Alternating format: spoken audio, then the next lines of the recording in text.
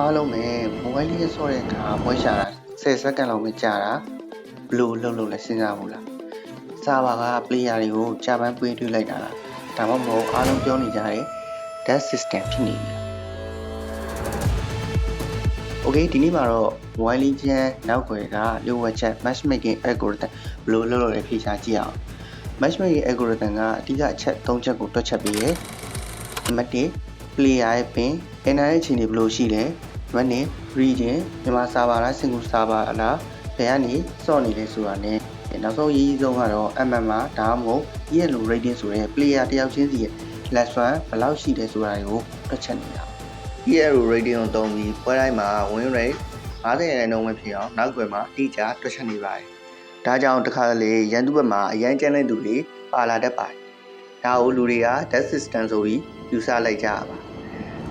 Okay ဒီနေ့မှာတော့ mobile legend ရဲ့ dead algorithm matchmaking algorithm ဘယ်လိုလုပ်လဲဆိုတာသိသွားကြပြီလို့ထင်ပါတယ်ဒီလို algorithm မျိုးတွေကိုကိုယ်တိုင်ကုတ်ရေးပြီးဖန်တီးကြည့်နေဆိုရင်တော့